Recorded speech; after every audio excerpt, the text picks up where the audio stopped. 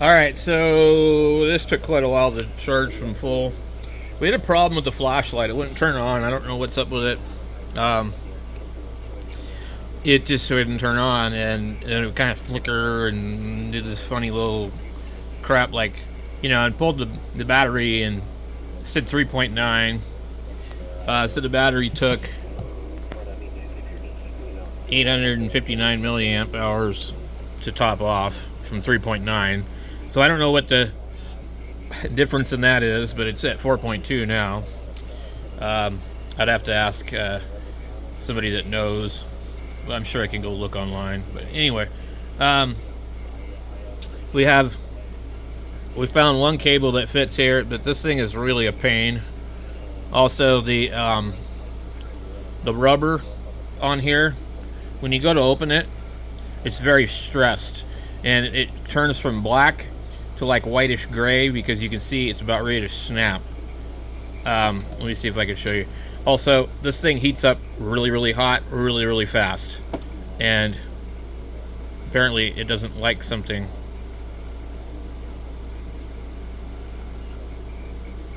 Okay, never mind. So the Android software, I haven't played extensively with it, but what I do like about this light is that I can ramp it up and down, and I can turn it on and off, and I don't ever have to see a stupid strobe. I think that's pretty cool, but the light, as far as I can tell, is pretty pathetic and very underwhelming. It is very sad. And for the price that was paid for this thing, it's a complete ripoff. There is no reason to buy a flashlight like this unless you actually just want the software. And I'm the kind of person, I want to turn it on and turn it off. And I'm going to probably use the setting that I pick every time. I want it to go off right away. I don't want to have to long press the button or do any of that. If I'm going to use it all the time, it needs to, you know, be used a certain way. The problem with this is more like, this is like the pocket knife that the guy carries around to show everybody how cool it is, and never ever uses it for anything. It's kind of more of like a conversation piece, and it's extremely floody from what I could tell by testing it in the house. But we're gonna go take it outside. We'll put this fully charged battery in it, to be fair, and we'll compare it to the other flashlights, which none of them are really fully charged, but that's okay. So let me show you what I'm talking about, like right here. So where it starts to this color, that's because it's getting ready to rip off. Not good. Otherwise, it's a really nice fit, but the flashlight itself is just way too small. I mean, like, it's tiny. Now, if their price was a little bit less, like this, this is $19 on their website. I think that's a fair price, but Amazon's selling it for $43, and $43 is not a good price for this. So, let's go pull this battery out of here first. So, one of the things that I think is an issue with this light too is that they've anodized all of everything, including the threads, and so there's no good conductivity on here. You're relying on this very bottom piece right here to conduct through the tail cap. This battery is 2000 milliamp hour. I'm trying to remember what light this came out of. Also, there is no spring in here, which is something that I personally don't care for. I want a spring. The lens is orange peel. I think all of them are orange peel. This is the Cree xhp50b or 2 or whatever you want to call it. It's got this huge blob of a dome on it. Huge. What I've noticed is that some of the lights that don't have that operate a little bit better. But look at all this. So, I honestly believe the problem it was having, there's so much grease and crap on this thing, is that the tail cap wasn't making good contact in here, and it wouldn't turn on. Otherwise, there might be something else wrong with this. But after supposedly this thing being sent, I ordered this thing on the 3rd of July or something like that, and here it is, July 10th, but it was 2-day shipping supposedly, or something like that. So it was supposed to have been here Sunday, and then it never got here, and then all of a sudden, I don't know if it's the same one. I think the first one got lost, and they shipped another one from Indiana, and that one came to UPS. And the box was like completely squished to hell, and they had like one little piece of paper inside of it, and this thing was just like floating back and forth. Like, literally, this is what they put in it. So, I mean, and I expect sometimes things are going to be like that. So anyway, we're gonna go outside and we'll test all these here. We're gonna put this battery here in it. It comes with a supposed 3,000 milliamp hour battery. I'm gonna say it's probably not, just because it doesn't have the right amount of weight to it. That one's 2,000, and they feel about the same to me. So somebody's lying. So it's a button top, blah blah blah. You know, I mean, you can run. I ran the other kind in it. So I haven't gotten heavily into the end rule. Now, also, I have another one of these coming. It was supposed to show up Thursday, and they changed my shipping date earlier today to Friday for no apparent reason other than maybe to bundle 2 shipments at once. So that will not be here tomorrow, unfortunately. So, but it will, at some point, I'll be able to compare the SFT40 to the XHP50. And I sure hope it's a lot better than this one, but I can honestly tell you guys, I can't see myself keeping either one of these. This is a very disappointing flashlight in my opinion. It's too small. The USB charging port is very restrictive. It does not work with C2C. I don't know if it works as a power bank, but my charger over here, that's USB-C to C, does not work. But we'll try it again just for the hell of it while we're on camera and just see if it will. As you see, it will not.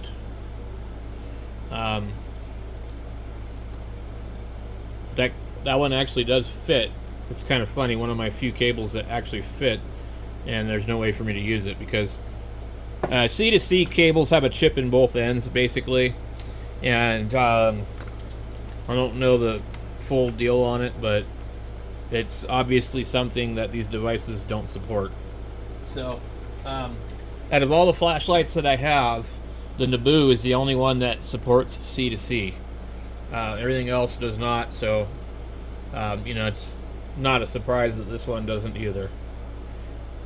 So I would say, like, really, for the price of this, maybe if you buy it for $20 off their website, but I still think you're going to be disappointed in it unless you just want like a really tiny flashlight that overheats real fast. And it just kind of like, we'll see. Hopefully it impresses me in the backyard. Alright, so this is the light here on the barbecue. You kind of get an idea. This one's here, one that I like. These are ones I don't really care for, but they're 26 650s. So anyway, let's go and test this thing. So we're just going to be shining on the wall here. I don't know how many feet it is, 50 feet, something like that. And we can spotlight the neighbor's tree. Okay, so we're going to start with the one. Okay. So it's just completely floody.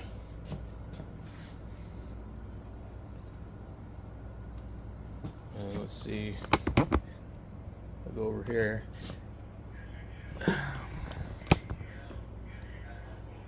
it doesn't really light up the tree.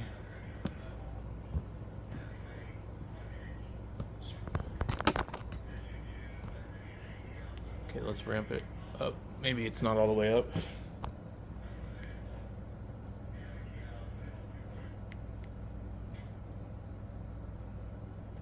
Okay, that's a little bit better.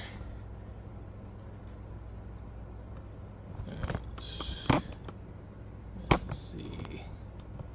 Why is this not catching the tree? All right.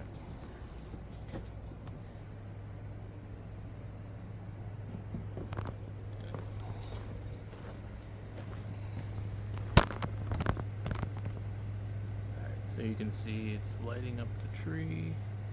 Okay.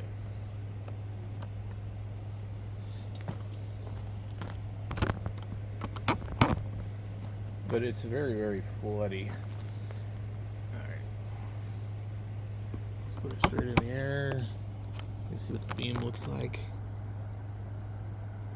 You can almost see. It's just like, I don't know.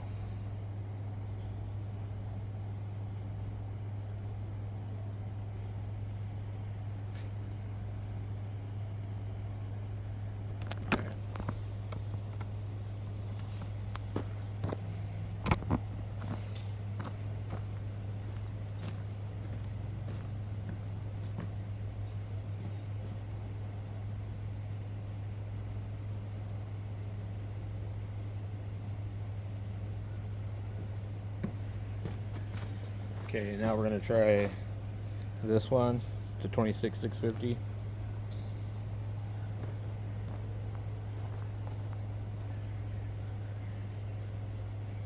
And I can obviously zoom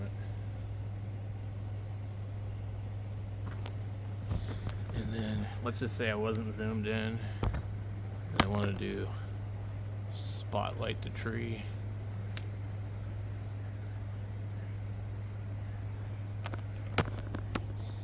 And then the beam, I can get it to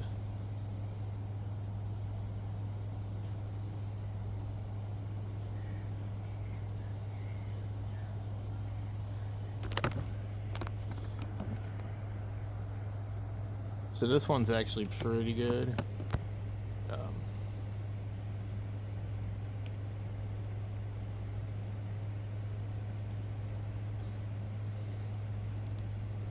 Only thing is you gotta hold the button down that long to turn it off. So let's try this wurkkos one again. Okay. Very floody. So this is like a dog walking flashlight, but you don't want it on high.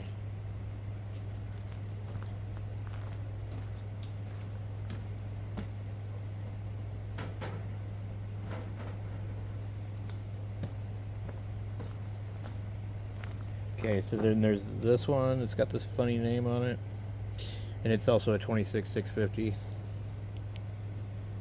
So it looks like that. You can zoom it down there. Let's go look at the beam.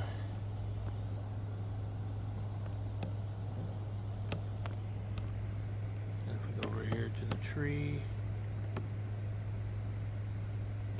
so.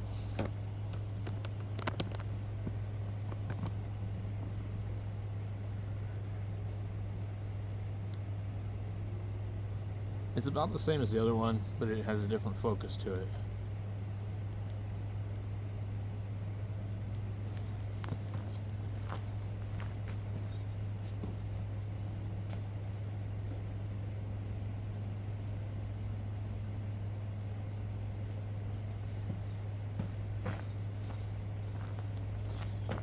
And then we have this one, I don't know if it's called Pack Earth or Pakes.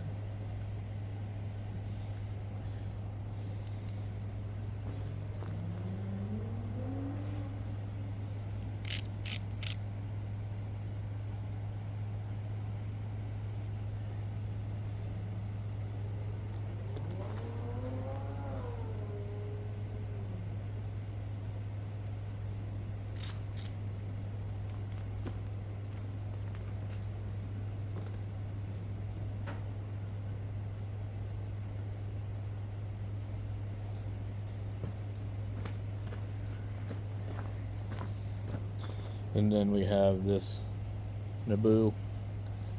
It's supposed to be 800.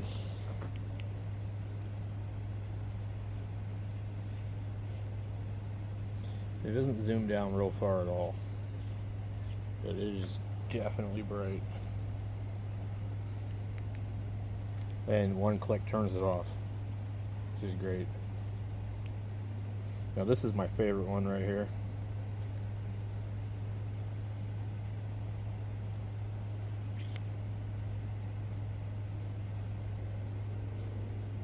This one is absolutely awesome.